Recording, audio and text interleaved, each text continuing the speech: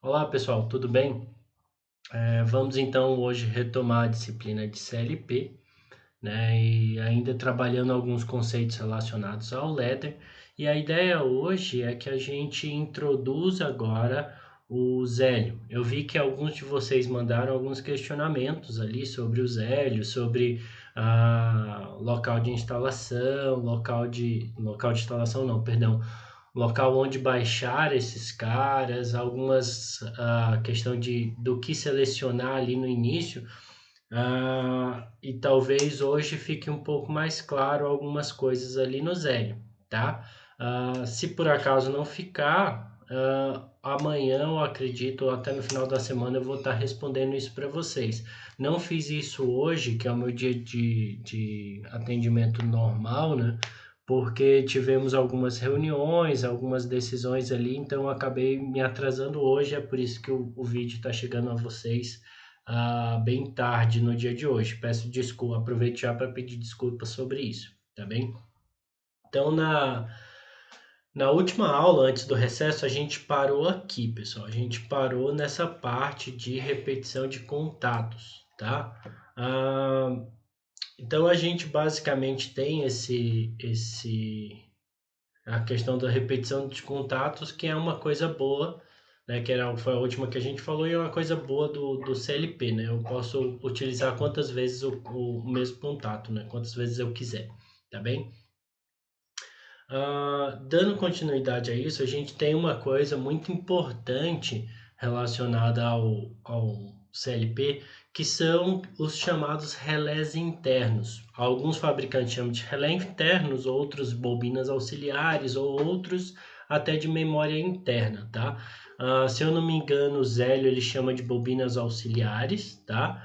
E a Siemens ela normalmente trabalha com o nome memória interna, que é basicamente isso que o relé interno representa, tá? Ele representa como se fosse um espaço, um lugar que vai armazenar uma informação temporariamente para mim, tá? Sem eu gastar uma posição, um contato fisicamente falando, né? Lá em acionamentos elétricos, se eu quisesse fazer qualquer coisa em acionamentos, eu tinha que usar algum contato, né? Por exemplo, o contato de selo, ele tem uma função lá, e eu precisava utilizar o contato físico da minha contadora para servir como selo. No CLP eu não preciso utilizar um contato físico para fazer isso. Um uh, eu posso utilizar uma memória, um relé interno, conforme for o caso, né? E aqui a gente tem, basicamente aqui, esses relés internos, essas memórias vão ajudar na elaboração de projetos, né? Ah, de forma mais fácil, forma mais direta. Aqui tem um exemplo, né? Vamos supor aqui eu tenho essa entrada física, né? Aqui representada por I00, a gente já vai falar desses numerozinhos e essas letras, que essa entrada está alimentando esse M00, que seria a bobina virtual, tá bem? Aí essa bobina virtual eu posso utilizar como sendo um contato aqui, e esse contato que vai acionar uma saída física, né? Então eu consigo trabalhar esse negócio de algo físico acionar algo virtual e algo virtual acionar algo físico, né? Como a gente está trabalhando com o computador ali, essa questão fica mais fácil, mais palpável, tá bem? Aí a gente entra na parte de endereçamento, que ele é extremamente importante no CLP, que qualquer informação que o CLP tenha, ele tem que ser que ele obtenha ou que seja a informação de status das minhas entradas e saídas, né? Essa informação tem que ser armazenada em algum lugar. E para eu não ter problema nessa questão de armazenamento ou até perda de informações, eu tenho que ter esse endereçamento, tá? E esse endereçamento, pessoal, ele vai depender de acordo com o fabricante. Tem fabricante que vai trabalhar de uma forma ou de outra. Aqui eu vou mostrar dois exemplos para vocês, só para a gente ver que existe essa diferença, mas muitas vezes essa diferença não é tão significativa, tá? A gente vai ver que como um todo, tá? A ladder, né? De um fabricante para o outro muda algumas coisas, mas nada tão significativo a ponto de eu não conseguir programar em ladder em outro fabricante, tá? Eu só vou ter que me adequar e fazer algumas modificações na hora de implementar ali, tá bem? Normalmente utiliza-se letras e números para representar isso, né? Representar essa questão de entradas e saídas e memórias, etc, né? Aqui um exemplo IXX, aqui eu só coloquei o XX para dizer que é um número, tá? Então, IXX, I00, I1, I01 e assim sucessivamente, tá? E esses números, pessoal, normalmente eles vão ser compostos de ou word, ou um byte, ou um bit, tá? Todos esses caras aí são relacionados à informação, sendo o bit a variável mais, a quantidade de informação mais básica que nós temos, que é basicamente a nossa variável binária, ou é 0 ou é 1, ou é ligado ou desligado. Um byte, né, com o y ali entre o B e o T, né, um Y, eu vou ter esse byte, ele é composto de 8 bits. E a word, ela é composta de 16 bits, tá bem? Então vamos ver, aqui tem uma exemplificação aqui embaixo do que é isso, né? Um word seria tudo isso, o byte seria metade de uma word e um bit é um carinha desse aqui, tá bem? Aqui um exemplo de endereçamento do S7200, tá? Onde entradas são representadas com a letra I, as memórias ou os relés internos são chamados de M, lembrando que o S7200 é um CLP da Siemens, né? E ele vai trabalhar com o nome memórias internas, tá? E isso vai ser representado pela letra M. Saídas pela letra Q, né?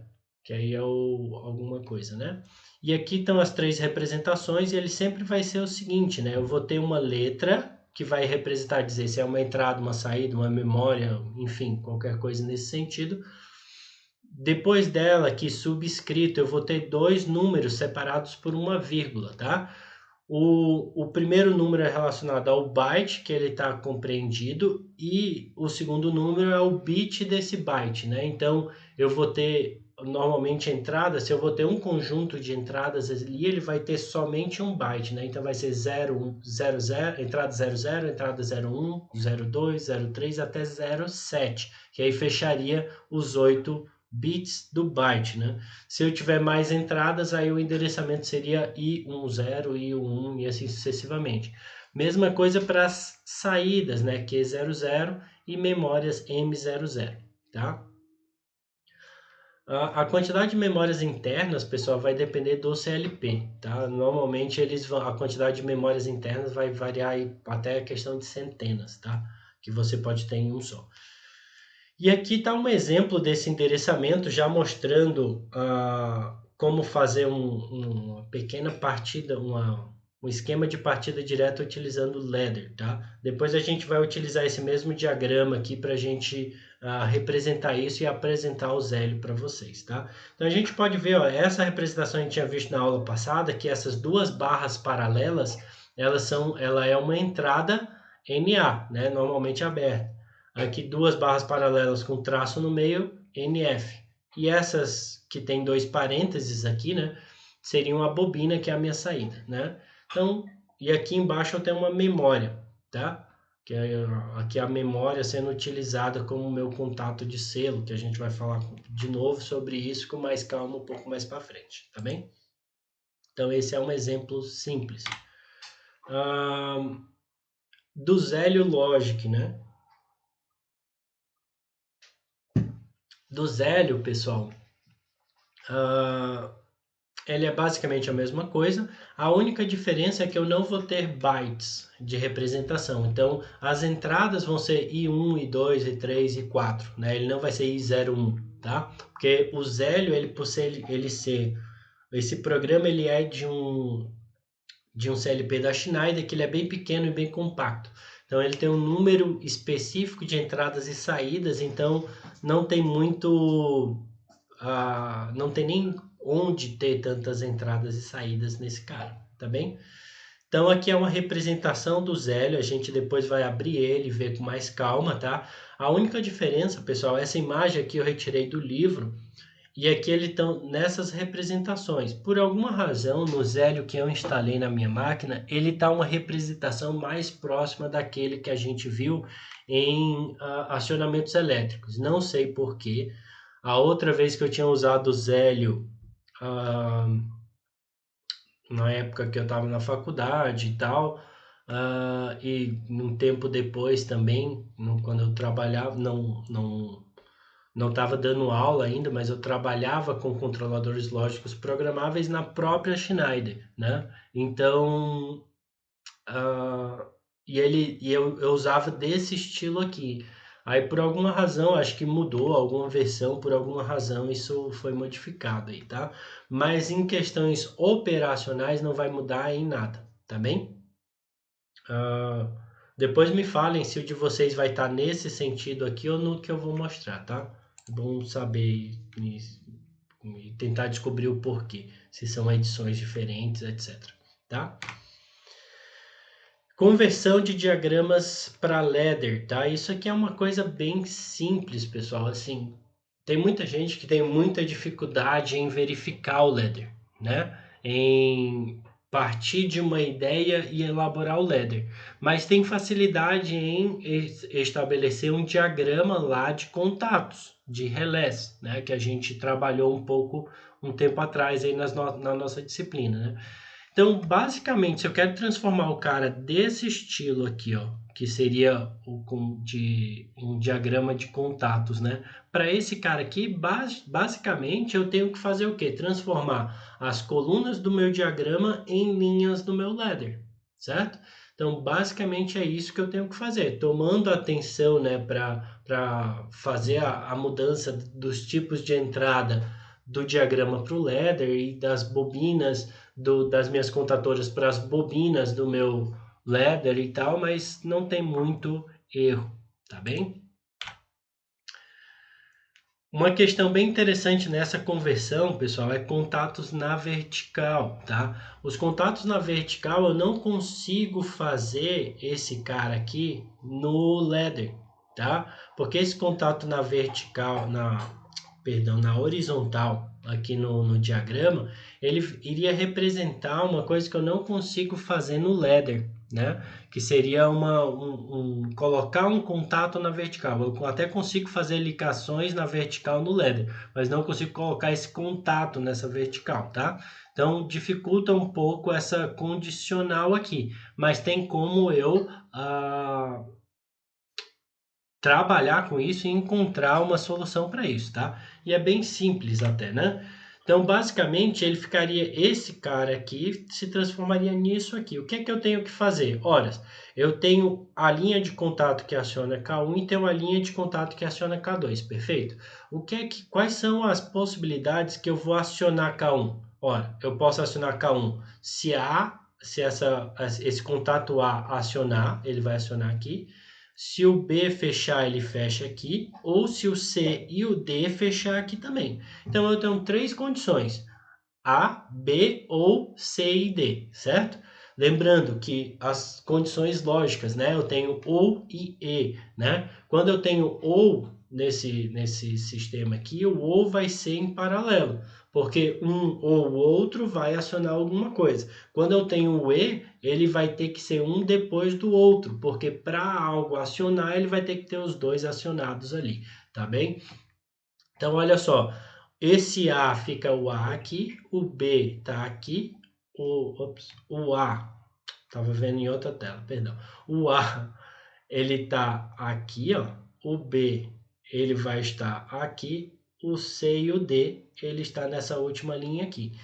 Notem que isso aqui, pessoal, é uma linha só, tá? A gente vai chamar isso aqui, é um comando só, tá? Uma verificação só, tá? E a mesma coisa a gente tem que fazer para o K2. Quais são as condições para o K2 aqui? Ó? Olha, eu tenho, se o C acionar, ele aciona, o B e D aciona, o A e D aciona. Então, tá aqui as três posições e tá aqui o meu circuito. Perfeito? Então aqui eu já deixo um exercício para vocês fazerem para a próxima aula, tá? Se vocês quiserem, vocês podem utilizar o CAD-Simo para simular esse cara, tá? Para ter uma comparação até e ter uma forma, né? A gente vai ver que o CAD-Simo também dá para simular ladder, então vocês já podem até unir o útil com o agradável, quem sabe, né? Para aqueles que têm o CAD-Simo instalado aí. Então vocês vão, mas basicamente o que é que eu quero? Eu quero que vocês desenvolvam esse cara aqui, né? No Zélio, tá? Salvem uma, testem lá, vocês vão ver, vou mostrar para vocês que dá para a gente simular esse cara, tá? E daí, eu vou, aí vocês salvam e me enviam o arquivo do Zélio, tá bem? Então sem muitos segredos, tá? Essa seria o exercício da aula de hoje, tá? Então aqui só para mostrar sobre o CAD-Simo, aqui na linha de cima aqui, ó, onde a gente tinha aqueles contatos, onde eram as contadoras, os motores, etc. Um desses símbolos aqui, ó, que está aqui marcado em verdinho, esse é o símbolo do ladder. E aqui você vai encontrar todos os caras que eu posso colocar no ladder aqui, tá? Eu coloquei aqui embaixo um link do YouTube, que é do Everton Moraes, não que eu acho que é uma coisa bem interessante de se ver de repente, que ele explica como eu utilizo o CAD-Simo para simular coisas em ladder. Claro, esse aqui não é totalmente perfeito, né? Como qualquer outro simulador. O ideal é que a gente tivesse um tempo lá para fazer presencial, para vocês verem a diferença e ver a coisa funcionando de fato. Eu espero que a gente tenha esse tempo o mais breve possível, né? A gente só vai conseguir terminar a nossa disciplina com atividades presenciais. Então, ó, aqui então fica aberto aí para vocês darem uma olhada. Aqui tem um vídeo deles também, se tiverem a curiosidade de como fazer, tá bem? Aí a gente vai partir para a apresentação do Zélio, tá bem? Então mudei aí para essa apresentação do Zélio. Deixa eu só organizar aqui minhas coisas aqui, pessoal, só rapidinho. Vou botar aqui. Então, pessoal, esse aí é o Zélio, né? Como vocês sabem, né? Ou pelo menos alguns de vocês aí que me mandaram e-mail, né? Eu sei que já devem ter aberto aí de repente, né? Quando você abre o Zélio, ele não é bem essa tela que aparece, aparece uma outra coisa diferente, tá? Eu acho que aqui na hora que eu inicializar, por causa do programa que eu utilizo para gravar as aulas para vocês, ele é um pouco limitado. Mas basicamente vou relatar primeiro o que é que vai acontecer, né? Ou vou abrindo aqui, se não aparecer, daí eu vou explicando para vocês o que é que está aparecendo na minha tela e vocês vão acompanhando aí no computador de vocês, tá bem? Então, realmente ele não aparece, mas se eu aperto aqui em cima, tá? Nesse carinha aqui, nessa coisinha de novo, ele vai aparecer uma tela com várias fotinhas dos hélios disponíveis no mercado, tá? Basicamente a diferença que tem ali, pessoal, é sobre o modelo desses hélios, tá? O que é que vai mudar entre um e outro? É a quantidade de entradas e saídas disponíveis dentro desse cara, tá? Diferente do CLP que nós temos da Siemens, que é modular, o Zélio ele não é. O Zélio ele é compacto, é um CLP compacto, então do jeito que ele é produzido é do jeito que ele vai ficar, tá bem? Então a gente pode trabalhar, quando vocês abrirem, vai ter um primeiro módulo assim superior à esquerda, pode abrir ele, é o mais compactozinho, e a gente vai escolher ali o primeiro, para não ter erro, a gente escolhe o primeiro, não vai mudar muita coisa, a questão de alimentação e tal. Então pode escolher o primeiro ali, que ele vai ter 6 entradas digitais e 4 saídas a relé digitais, tá? Então a gente inicia com esse cara aí, tá? Então se eu clicar no modelo e colocar um avançar, ele vai abrir esta tela aqui, tá bem? Do Zélio, né? E a tela do Zélio, pessoal, a gente vai ver aqui, ó, que ele tem algumas informações para nós aqui, certo? Aqui nesse primeiro eu tenho... Nossa, droga, ele não abre não aparece para vocês aí. O que é que eu vou fazer? Deixa eu ver se eu consigo modificar. Ué.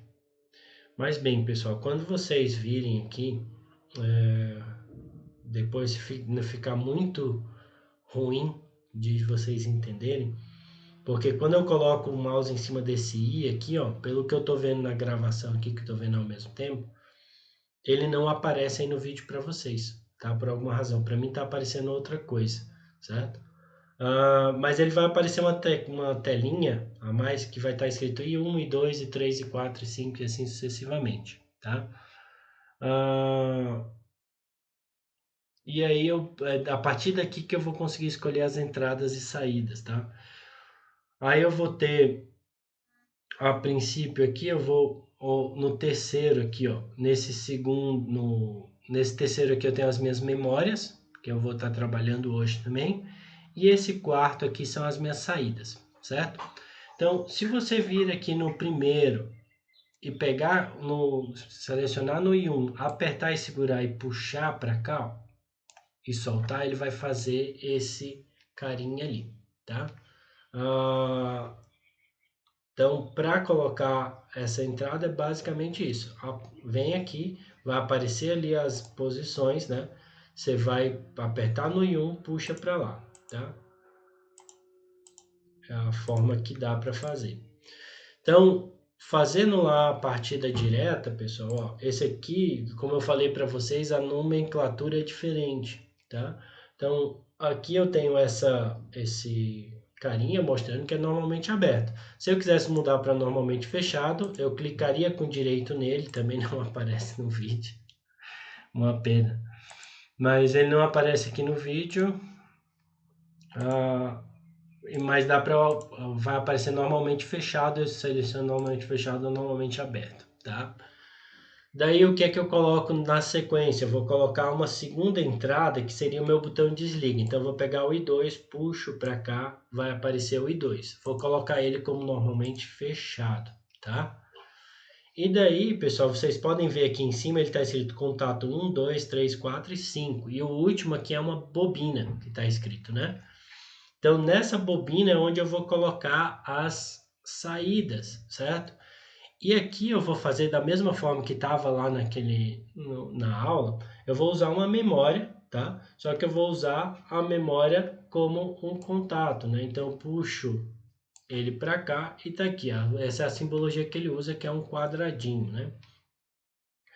E aí, ó, para fechar esse caminho é só eu clicar em cima do tracejado que ele vai fechar esse cara aqui, certo? Aí embaixo tinha um contato dessa mesma memória M1. Aí eu volto para cá, vou lá no meu M1, né? E puxo o contato aqui para baixo, certo? Então aqui é o contato M1, que é dessa bobina M1 aqui de cima, tá? E aí eu clico nessa linha vertical só para ele fechar esse caminho aqui, certo? Aqui fazendo o meu contato de selo, que vocês já conhecem lá dos diagramas elétricos, mas esse contato não existe fisicamente, ele é interno ao CLP, certo?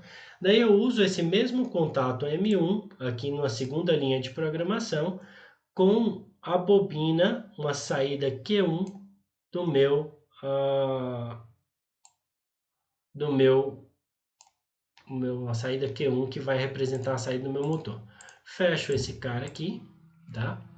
E aí o meu programa está pronto. O que é que eu posso colocar aqui? Ó? Posso colocar, por exemplo, um comentário sobre essa linha. Para programas grandes isso é bem vantajoso porque eu não vou me perder, né? Posso colocar aqui, ó, linha de programação do contato de selo. E nesse aqui eu posso colocar como sendo acionamento do motor, certo? Também consigo colocar uma função, muito ruim não aparecer essas janelinhas, pessoal, peço desculpa, mas fica bem complicado, né? Eu vou tentar depois fazer um outro vídeo fazendo essa explicação de novo com essas janelinhas, mas eu primeiro vou ter que descobrir o porquê que não está aparecendo a janelinha, mas a princípio vou deixar assim, tá bom? Aí vocês, junto com o software aberto, acho que fica um pouco mais fácil de entender, certo? Mas com o programa pronto aqui, pessoal, né? Você pode vir aqui nesse olhinho aqui, ó, que ele vai testar a coerência do programa, tá? Então, se você clicar nesse olhinho aqui do lado da ajuda, ele vai aparecer uma informação que também não aparece aqui, uma informação dizendo nada a assinalar ou algo desse tipo, tá? Deixa eu só testar uma coisa aqui. Pera aí. Tá ficando cada vez pior.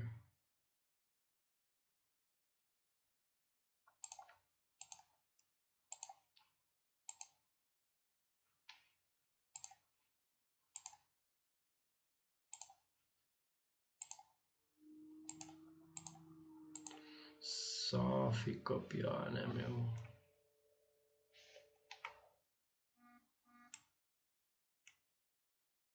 Deixa eu reajeitar isso aqui. Eu fui tentar ajeitar o negócio ali, só piorei a situação, né? Então, vou continuar do jeito que dá aqui. Depois eu tento ver o que é que eu faço, tá bem? Então, ó, se você aperta nesse cara aqui, ele vai testar o teu programa, só para ver se tem algum erro, alguma coisa. Se tiver algum erro, ele vai te mostrar qual que é o erro, tá bem? Não tendo erros, pessoal, você pode vir aqui, ó, lá em cima, esse primeiro, ele tá aqui escrito modo edição, né? Porque tu tá editando o teu programa. Se tu vir aqui do lado, ele tem o modo simulação, no S ali. Clicou no S, ele vai mudar para esse modo simulação, mudou o que já está escrito ali, mudou até as linhas aqui que estão em azul, etc. E aqui tem uma opção que que é o run e o stop, né? Para rodar o programa, eu dou um run ali. Cliquei no run, olha o que é que acontece. Algumas coisas que estavam azul ficam vermelhas. O que aí significa o vermelho? Que está acionado, que tem energia, tá? Energia virtual no caso, tá? Então, ó, aí eu vou ter esses caras aqui e eu consigo acionar aqui, ó, se eu clicar em I1, por exemplo, se eu clico em I1, você vê que ele fecha aqui, ó, vai para a memória, ele aciona a tua memória, aciona o M1 e o M1 vai manter. Eu posso até desacionar o meu I1 aqui que vai continuar acionado lá, tá bem? Então o M1 aciona o meu Q1, certo? Então basicamente é isso, é um simulador bem simples, bem até vamos usar um nome arcaico, tá? De CLPs, né? Mas é o que a gente tem por enquanto, tá? A ideia é que a gente consiga aprender um pouco a utilizar esse cara, né? Que a gente consiga simular isso aí e, e aos poucos pegando o jeito de até onde a gente consegue ir no utilizando esse simulador. Quando não der mais, aí a gente vai ter que partir para uma outra alternativa. Beleza, pessoal? Eu peço desculpas de novo pelo horário e também por esse probleminha aí na hora de gravar o software. Vou tentar contornar ele e assim que eu tiver uma solução mais interessante para fazer essa gravação, daí eu volto a publicar para vocês. Espero que até o final da semana eu já consiga fazer isso, beleza? Aí não esqueçam de fazer lá o exercício bem simples, bem direto, salvar, né, que é só vir aqui em cima, salvar como qualquer outra forma, vai guardar como, e aí vai aparecer a tela para você salvar esse cara, tá bem? Aí me envia o arquivo lá, fechou, beleza? Grande abraço, uma boa semana para vocês e vamos que vamos.